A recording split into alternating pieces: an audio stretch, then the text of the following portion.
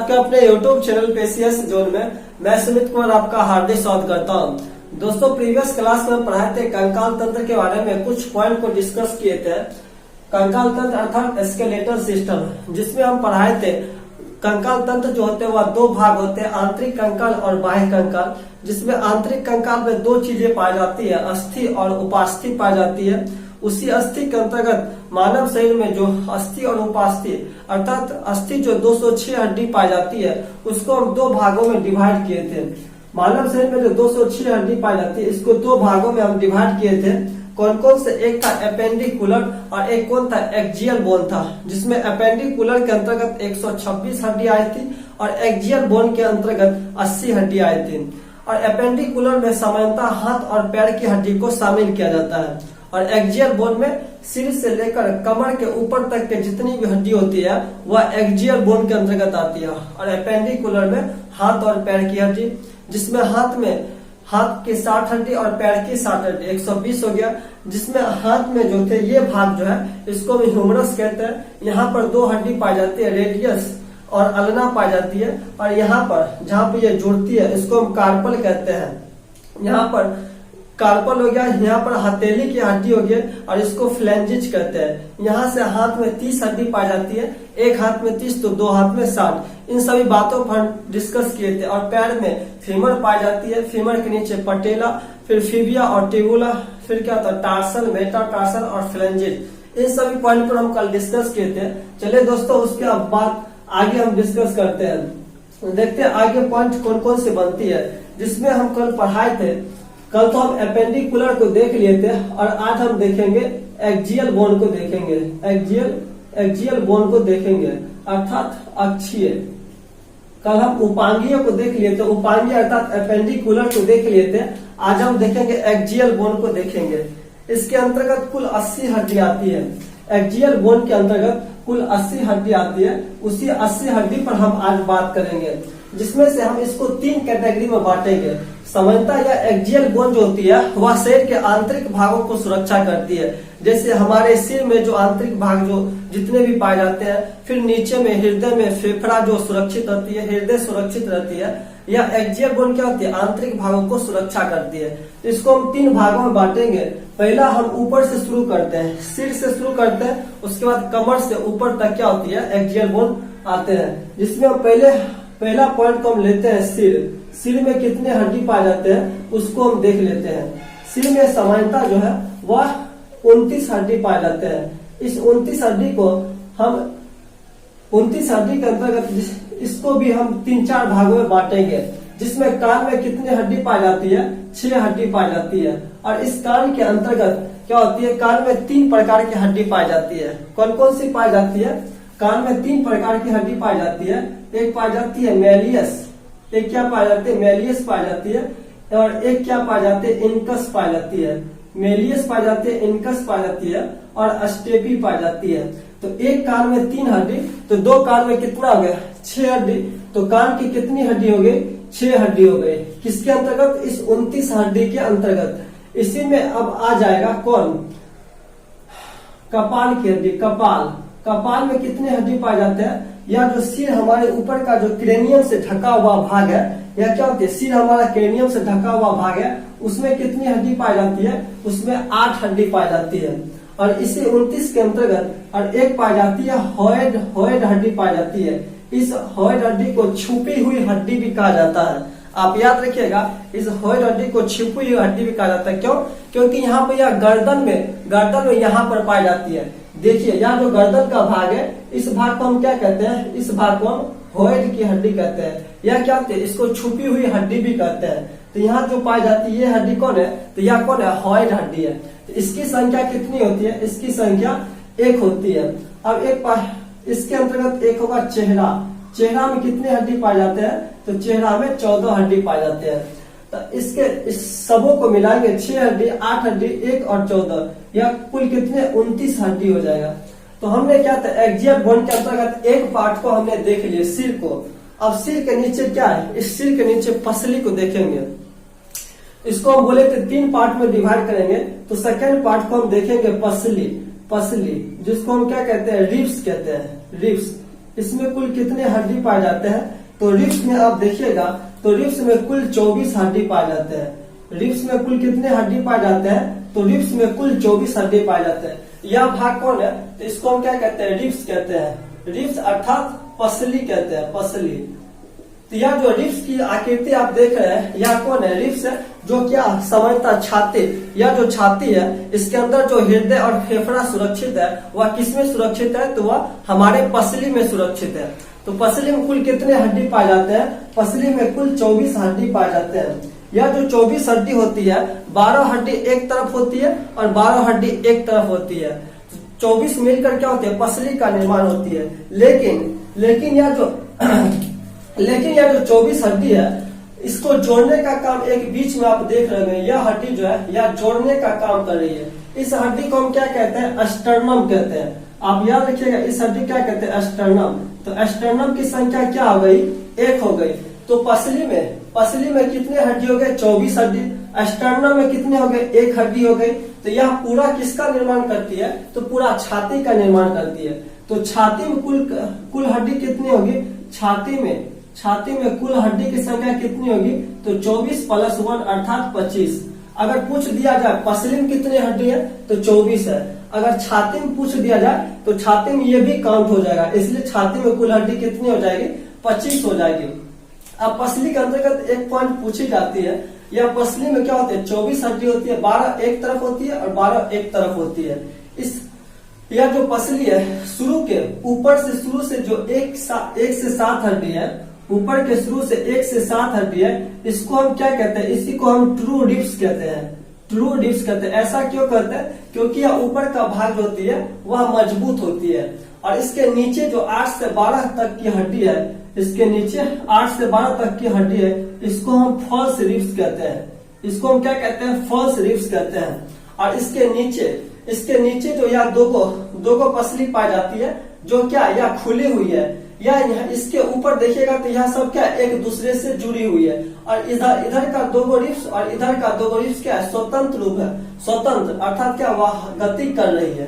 तो यह जो 11 और 12 रिब्स जो है, 11 एंड 12 जो है, इसको फ्लोटिंग रिब्स के नाम से जाना जाता है। फ्लोटिंग रिब्स के नाम से। फ्लोटिंग रिब्स क्यों कहते हैं इसको?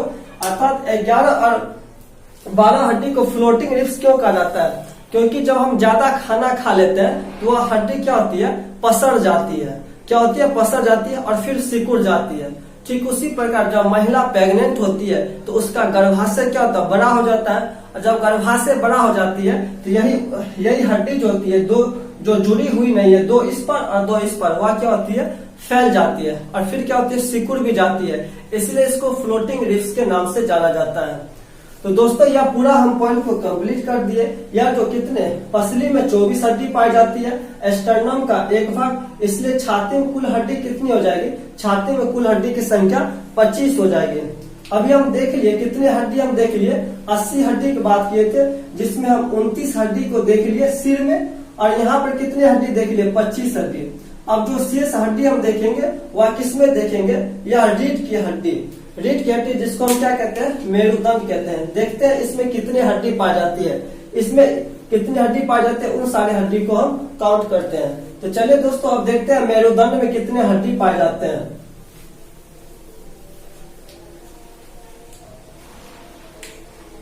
जो तीसरा पॉइंट कौन है? हम 3 भागों में बोले थे विभाजित करेंगे, तो एक तीसरा पॉइंट में कौन हो जाएगा? मेरुदंड, जिसको हम क्या कहते हैं? रीढ़ की हड्डी भी कहा जाता है। मेरुदंड को क्या कहते हैं? रीढ़ की हड्डी कहते हैं। यह मेरुदंड जो होती है एक पाइप नुमा जो होती है, जैसे पाइप क्या होते हैं? बीच में क्या होता है? खाली स्थान होता है पाइप। ठीक उसी प्रकार यह क्या होती है? रीढ़ की हड्डी, या बीच में क्या होती है? खाली स्थान होती है पाइप के समान।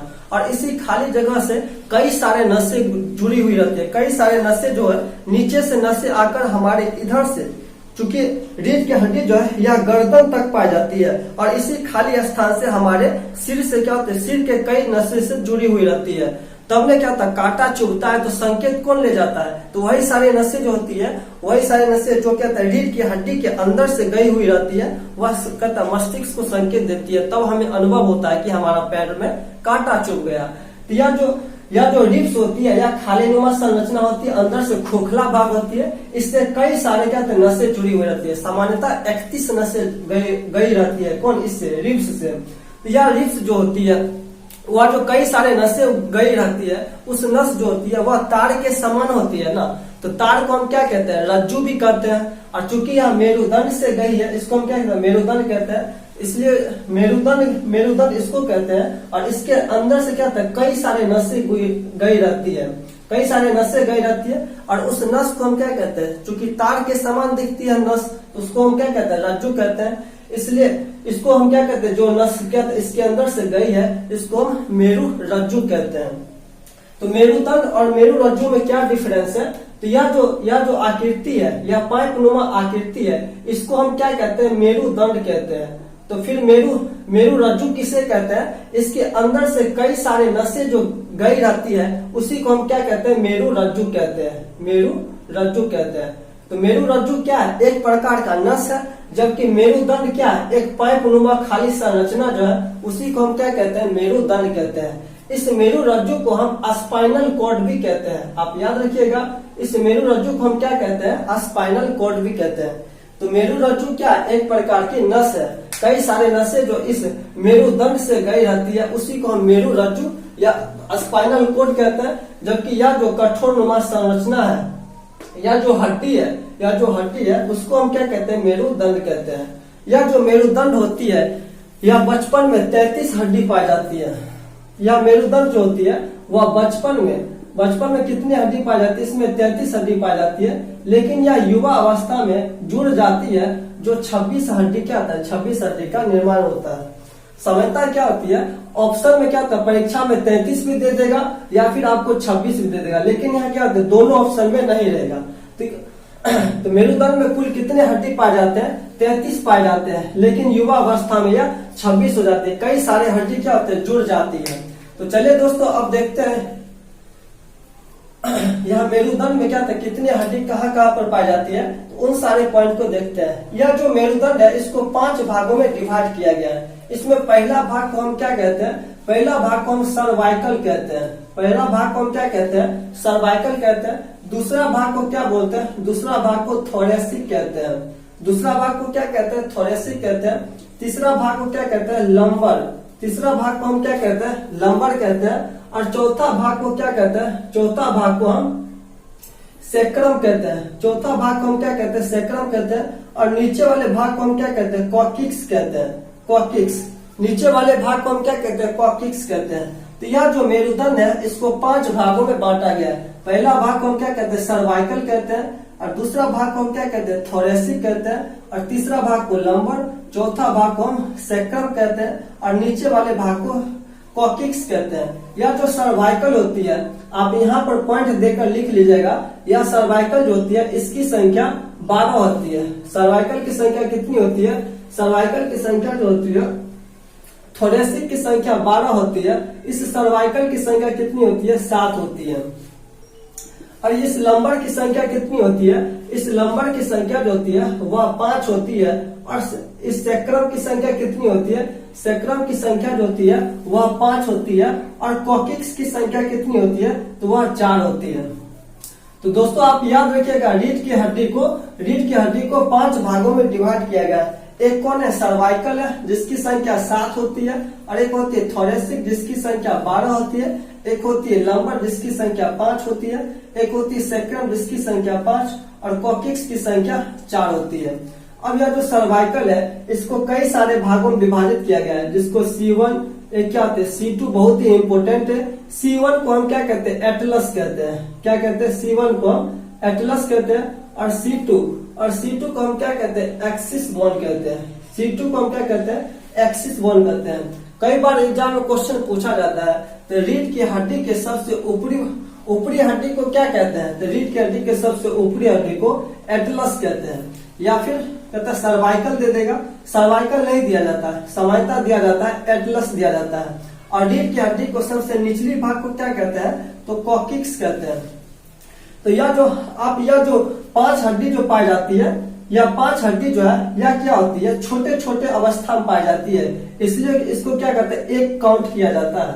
और यह जो कोकिक्स है, जो इसकी 4 संख्या है, इसको भी 1 काउंट किया जाता है, जो क्या होती है बड़ा युवा अवस्था में यह जुड़ जाती है। तो यह 7 12 7 19 हो गया, 19 5 24, 24 4 28 5 33 हो गया, 33 ऐसे क्या कितना बचपन में 33 हड्डी पाई जाएगी, लेकिन यहाँ पर कितना कम हो गया, इसमें से 4 और इसमें से 3, 7 कम, 7 की क्या हो गई कमी हो गई, और 7 की कमी के कारण यहाँ क्या हो जाएगा 26 हो जाएगा। 7 के कमी के कारण क्या हो जाएगा, यह 26 हो जाएगा। इसलिए आप याद रखिएगा, यह रीढ़ की हड्डी जो होती है युवा अवस्था में कितने पाई जाती है 33, और क्या बचपन में 33 पाई जाती है और युवा अवस्था में 26 पाई जाती है। एग्जाम में यह दोनों ऑप्शन कभी नहीं रहता है, क्यों, या तो 33 रहेगा या फिर 26 रहेगा। तो रीढ़ की हड्डी में कितने 33 या 26 हड्डी पाई जाती है। तो दोस्तों यह पॉइंट आप समझ गए होंगे। यह जो हम बताए थे पीछे, सिर की हड्डी में कितने, सिर की हड्डी में कुल 29 हड्डी बताए थे, फिर पसली में कुल 24 हड्डी, जिसको हम क्या बोले पूरा ओवरऑल छाती में कुल कितने 25 हड्डी पाई जाती है, और इसमें कुल कितने, इसमें कुल 26 हड्डी पाए जाते हैं। तो इस दोनों को मिलाकर कितने 80 हड्डी पाए जाते हैं। तो अब ये हो गया एक्सियल बोन कितनी होती है, एक्सियल बोन में कुल 80 हड्डी पाई जाती है। तो दोस्तों आपको ओवरऑल समझ में आ गया होगा कि हमारे शरीर में जो 206 हड्डी पाई जाती है, कहाँ कहाँ पर कौन सी हड्डी पाई जाते हैं, उन सारे पॉइंट को आप उन सारे पॉइंट को आप देख लिए होंगे। अब एक पॉइंट को हम देखते हैं जहां से एग्जाम में क्वेश्चन पूछे जाते हैं। यहाँ से भी क्या होते हैं एग्जाम में क्वेश्चन पूछे जाते हैं, किससे, तो अस्थियों की अस्थि की कोशिका। अस्थि की कोशिका जो होती है वह सामान्यतः 3 प्रकार की होती है। अस्थि की कोशिका कितने प्रकार की होती है, वह 3 प्रकार की होती है, जिसमें एक क्या होती है ऑस्टियोक्लास्ट होती है। क्या होती है ऑस्टियोक्लास्ट। एक क्या होती है ऑस्टियोक्लास्ट होती है, एक क्या होती है ऑस्टियोब्लास्ट होती है। एक क्या होती है ऑस्टियोब्लास्ट, और एक क्या होती है ऑस्टियोसाइट होती है। ऑस्टियोसाइट, ऑस्टियो मतलब क्या होता है, ऑस्टियोलॉजी मतलब क्या होता है, हड्डी का अध्ययन करना क्या कहलाती है, तो ऑस्टियोलॉजी कहलाती है। इसी से क्या होता है ऑस्टियोक्लास्ट हो गया, एक हो गया ऑस्टियोब्लास्ट, और एक क्या हो गया ऑस्टियोसाइट हो गया। यह जो ऑस्टियोक्लास्ट जो होती है, ऑस्टियोक्लास्ट हड्डी जो होती है हमारे शरीर में क्या, जब भी हड्डी क्या होती है सड़ जाती है, तो उसको खाने का काम कौन करती है, तो यही ऑस्टियोक्लास्ट करती है। इसलिए ऑस्टियोक्लास्ट को क्या बोलते हैं, बोन ईटिंग सेल कहते हैं। बोन ईटिंग सेल कहते हैं। तो बोन ईटिंग सेल किसे कहते हैं, आप याद रखिएगा ऑस्टियोक्लास्ट को बोन ईटिंग सेल कहते हैं। क्यों कहते हैं, क्योंकि हमारे शरीर में जब हड्डी सड़ जाती है तो उसको खाने का काम कौन करती है, यही ऑस्टियोक्लास्ट करती है। अब क्या होता है, हड्डी जब क्या था खा जाएगी तो उसको क्या था पुनर्भरण तो किया जाएगा, तो उसे पुनर्भरण अर्थात अस्थियों का निर्माण करने का काम कौन करती है, तो यही ऑस्टियोब्लास्ट कहती है। इसलिए ऑस्टियोब्लास्ट को हम क्या कहते हैं, बोन फॉर्मिंग सेल कहते हैं। बोन फॉर्मिंग सेल किसे कहते हैं, ऑस्टियोब्लास्ट को कहते हैं। और यह ऑस्टियोसाइट जो होती है उस हड्डी को, जब यह हड्डी बन जाती है तो उस हड्डी को मैच्योर करने का काम जो करती है, उसको मजबूत करने का काम कौन करती है, ऑस्टियोसाइट करती है। इसलिए इसको क्या बोलते हैं, ऑस्टियोसाइट को मैच्योर सेल कहते हैं। क्या कहते हैं, मैच्योर सेल कहते हैं। तो मैच्योर सेल किसे कहते हैं, ऑस्टियोसाइट को, क्योंकि यह अस्थि कोशिका को मैच्योर बनाती है। तो दोस्तों आज का क्लास यहीं पर खत्म करते हैं, फिर मिलेंगे अगले वीडियो में, तब तक के लिए जय हिंद।